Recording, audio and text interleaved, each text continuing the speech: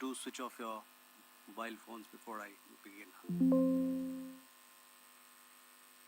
Good evening, ladies and gentlemen. I welcome you to this press briefing by Foreign Secretary Shri Vikram Mishri on the ongoing developments around Operation Sindoor.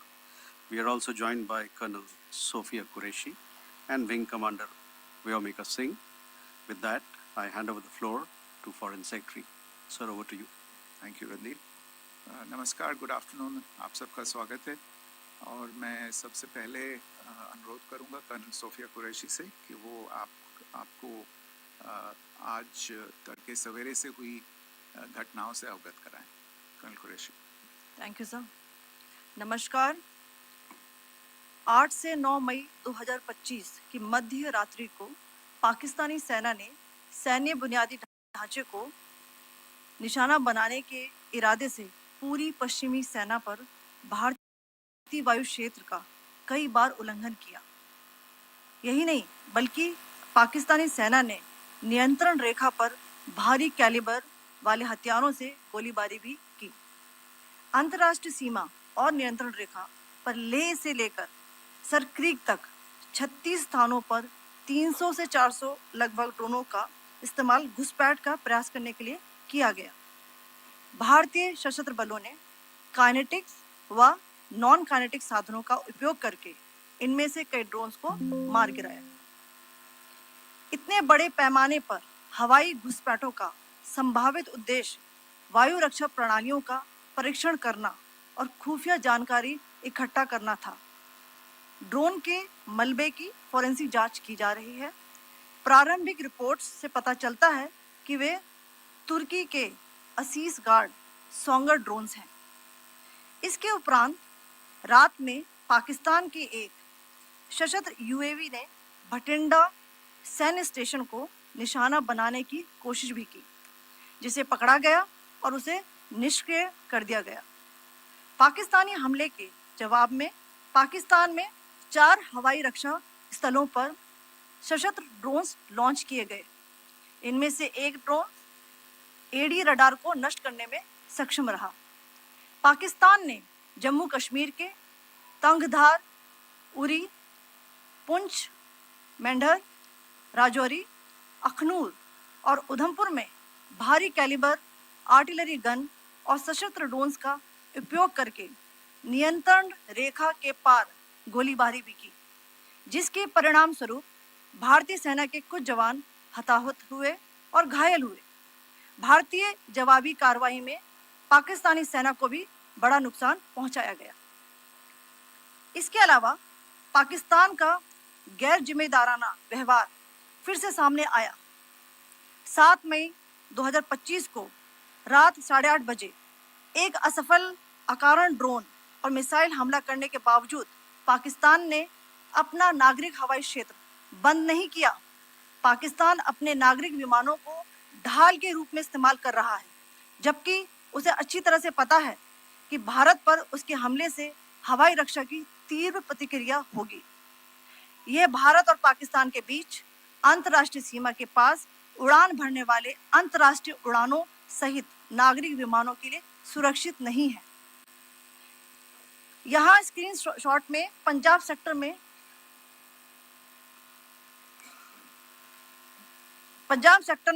High air defence alert स्थिति के दौरान application flight radar 24 का data दिखाया गया है. जैसा कि आप देख रहे हैं यहाँ पर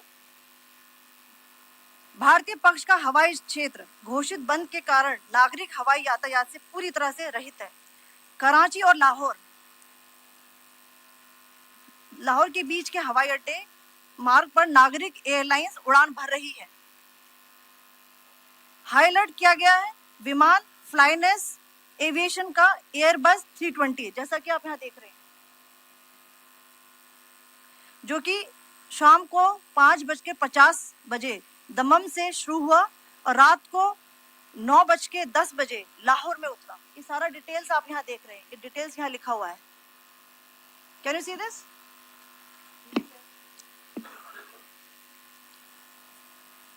भारतीय वायुसेना ने अपनी प्रतिक्रिया में काफी संयम दिखाया और इस प्रकार अंतरराष्ट्रीय नागरिक विमान सेवा की सुरक्षा सुनिश्चित की.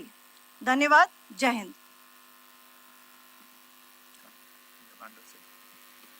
So, good afternoon to you all. On the intervening night of 8th 9th May 2025, Pakistan military carry out multiple violations of Indian airspace along the entire western border with an intent to target military infrastructure. Pakistan military also resorted to firing of heavy caliber weapons along the line of control. Along the international border and line of control, drone intrusions were attempted from Leh to Sar Creek at 36 locations with approximately 300 to 400 drones. Indian Armed Forces brought down a number of these drones using kinetic and non-kinetic means. The possible purpose of these large-scale aerial intrusions were to test the AD systems and gather intelligence. Forensic examination of the drone debris is being undertaken. Preliminary reports suggest them to be of Aziz Guard Songa drone of Turkey. Later in the night, an armed UAV of Pakistan attempted to target Bhatinda military station, which was detected and neutralized. In response to the Pakistani attack, armed drones were launched at 4 air defense sites in Pakistan. One of the drones was able to destroy an AD radar. Pakistan also carried out artillery shelling across the line of control using heavy caliber artillery guns and armed drones at Tangdhar, Uri, Poonch, Mendhar, Rajouri, Akhnur and Udhampur in Jammu and Kashmir area, which resulted in some losses and injuries to Indian Army personnel. Pakistan Army also suffered major losses in Indian retaliatory fire. Additionally, Pakistan's irresponsible behavior again came to fore. Pakistan did not close its civil airspace despite it launching a failed unprovoked drone and missile attack on 7th May at 8:30 hours in the evening. Pakistan is using civil airliners as a shield, knowing fully well that its attack on India would elicit a swift air defense response. This is not safe for the unsuspecting civil airliners, including the international flights, which were flying near IB between India and Pakistan. The screenshot we just showed and we shall share with you, it shows the data of the application Flight Radar 24 during a high air defense alert situation in the Punjab sector. As you have seen, the airspace on the Indian side is absolutely devoid of civil air traffic due to our declared closure. However, there are civil airlines flying the air route between Karachi and Lahore. Amongst the other civil aircraft that you can see, we have highlighted an aircraft which is Airbus 320 of FlyNAS Aviation, which was originated from Dammam at 1750 hours and landed later at Lahore at 2110 hours in the night. Indian Air Force demonstrated considerable restraint in its response, thus ensuring safety of international civil carrier.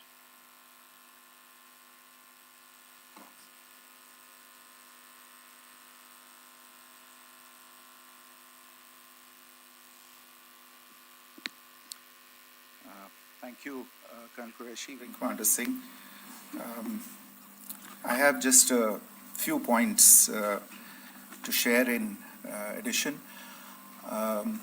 कल रात की पाकिस्तानी सेना की कायरतापूर्ण गतिविधियों से आपको colonel Qureshi और विंग कमांडर सिंह ने पहले ही अवगत करा दिया है. These provocative and escalatory actions that were taken by Pakistan last night were targeted at Indian cities and civilian infrastructure, in addition to some military targets. The Indian Armed Forces responded proportionately, adequately and responsibly. ये जो हमले हुए कल रात को भारतीय सैन्य इकाइयों ने पर्याप्त रूप से और एक जिम्मेदाराना रुख अपनाते हुए इन हरकतों का उत्तर दिया.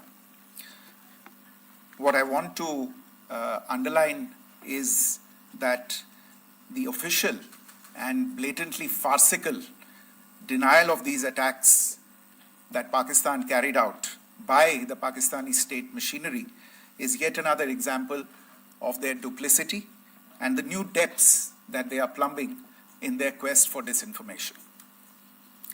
The other point in the same vein is Pakistani claims that they did not target or attack any religious places. You would recall that yesterday I shared with you an incident related to the attack on a Gurdwara in Poonch. Instead of owning up to these attacks, Pakistan made the preposterous and outrageous claim that it was the Indian Armed Forces and the Indian Air Force that was targeting cities like Amritsar and trying to put the blame on Pakistan.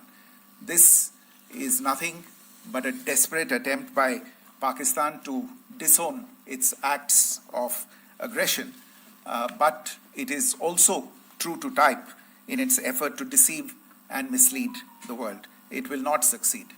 The Gurdwara in Poonch in particular was attacked by Pakistan, and some local members of the Sikh community, including a Ragi of the Gurdwara, lost their lives in this incident, as I shared yesterday. TV पर आप इस हमले के चित्र देख सकते हैं. In addition, that we would attack our own cities is the kind of deranged fantasy that only the Pakistani state can come up with. Perhaps they do it because they are well versed in such action as their history would show. The last point I wanted to make this evening is again this disinformation that is coming from Pakistan about India targeting the Nankana Sahib Gurdwara through a drone attack.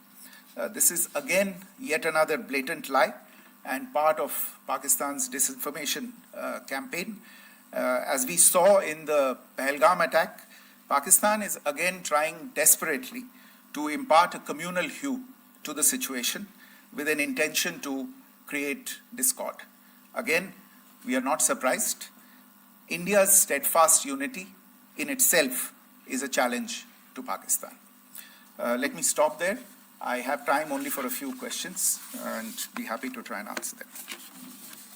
First, I call Siddharth. Siddharth, please. Hi, sir. I'm Siddharth from Beyond. So this is Siddharth, behind, please. The other Siddharth. yes. Hi, sir. I'm Siddharth from CNN News 18. Sir, I only want to know from you the status of Kartarpur corridor. Is it open or not? If you can. I think you're all aware of the situation along the entire India-Pakistan border and the areas around the line of control. In view of the existing security scenario, the services of the Kartarpur Sahib corridor have been suspended till further directions. We'll update you as and when there is a change in the situation. We have a question here. Rishabh. So, good evening, Rishabh from Times Now. So, you spoke about religious places being hit in Jammu. There's another religious place which is a Carmelite nun church that has been hit. What do you have to say about it? If you can explain that to us. Yeah, actually, we do have some information about this extremely regrettable and condemnable incident. During heavy shelling across the line of control in the early morning of 7th May, a shell fired from Pakistan landed just behind the Christ School run by the Carmelites of Mary Immaculate congregation in Poonch. Tragically, the shell fired from Pakistan hit the home of 2 students of the Christ School. Both students unfortunately lost their lives and their parents were severely injured.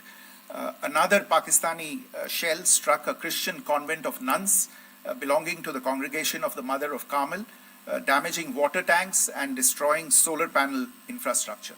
Several priests, nuns, school staff, and local residents took refuge in an underground hall beneath the Christ School during the shelling by Pakistan.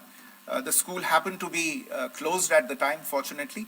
Otherwise, more losses would have occurred. Again, we have seen the Pakistani side targeting and shelling places of worship with a particular design. This includes gurdwaras. जो टिप्पणी की थी उसकी पाकिस्तान में काफी तीखी प्रतिक्रिया भी आई और उसके बाद हमने देखा कि पाकिस्तान की तरफ से किस तरीके से लेह से लेकर भुज तक पूरी बॉर्डर के ऊपर जो इन्वेजन था वो किया गया। मौजूदा सिचुएशन के अंदर पाकिस्तान के बेल आउट पैकेज को लेकर और पाकिस्तान के इन अटेम्प्ट्स को लेकर आपका क्या असेसमेंट है? और दूसरा ये भी जानना चाहेंगे कि पाकिस्तान की तरफ से ये जो अटेम्प्ट किया गया था उसका भारत ने अभी तक उस तरीके का कोई जवाब नहीं दिया गया है, तो क्या भारत इसका जवाब देगा जो कार्रवाई हुई है बीते 24 घंटों में? देखिए प्रणय, जहाँ तक इंडस वाटर्स ट्रीटी का सवाल है, मैंने कल विस्तार से उसके बारे में इसकी चर्चा की है। Indus waters treaty is in abeyance and as such I have nothing further to add to the decision that was announced by the Cabinet Committee on Security. जहाँ तक IMF bailout का सवाल है, आपको ज्ञान होगा कि IMF की आज मीटिंग हो रही है। हम वहाँ पे अपना पक्ष रखेंगे और जो हमारा मत है इन चीज़ों को लेके वहाँ पे साझा करेंगे दूसरे मेंबर्स के साथ। ये बोर्ड पे निर्भर है कि वहाँ पे क्या निर्णय होता है। और जहाँ तक जो कार्रवाई हुई है उसका जवाब देने का जो आपने जो प्रश्न उठाया है, जो आज ब्रीफिंग हुई है, जो आपको सूचना मिली है, मैंने भी कहा है कि जो आज सवेरे तड़के सवेरे जो गतिविधियां हुई, भारत ने उनका एक जिम्मेदाराना पूर्ण तरीके से और एक पर्याप्त तरीके से उसका जवाब दे दिया है। Siddhant. Hi sir, Siddhant from WION. Sir, the External Affairs Minister has spoken to many of his counterparts around the world. Yesterday he spoke to the US Secretary of State Marco Rubio. So what were the key areas of conversations during that call? Yes, the minister had a conversation with the US Secretary of State. As you can imagine, the focus of discussions was the terrorist attack in Pahalgam and the response that India mounted after that on the 7th of May. The Secretary of State shared his thoughts on these developments with the minister. The minister deeply appreciated the US's commitment to work with India in the fight against terrorism, and he also underlined the targeted measures that India had taken in connection with Ops Sindoor. The minister also underlined that India would firmly counter any attempts at escalation from there. But in follow-up to that, as you are aware, there have been a number of other conversations. The minister had a conversation with the UK Foreign Secretary, David Lammy, today. There too, the discussion centered around countering terrorism, for which there must be zero tolerance.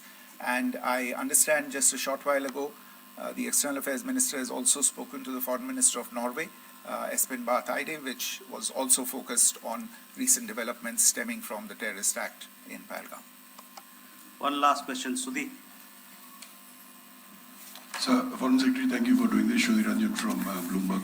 Foreign Secretary, India had struck Bahawalpur the other day, which is also connected with the murder of one of us, journalist Daniel Pearl. If you could give us an understanding of what exactly are the reports that you're getting. You're right. Bahawalpur is the headquarters of the Jaish-e-Mohammed terrorist group that is proscribed by the United Nations. Its leader, Maulana Masood Azhar, is a proscribed individual. It is, you brought up the connection with the tragic death or killing of Daniel Pearl of the Wall Street Journal. The Jaish-e-Mohammed was in some way directly or indirectly responsible for the death of Daniel Pearl. But the real connection is through Ahmed Omar Saeed Sheikh, the British Pakistani jihadi who was held in India but was finally released in 2000, and he was the person who lured Daniel Pearl to his eventually leading to his murder.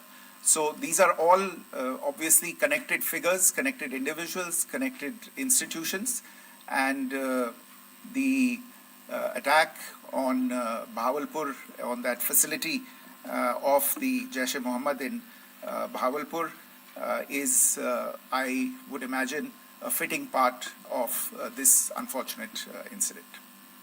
Thank you all.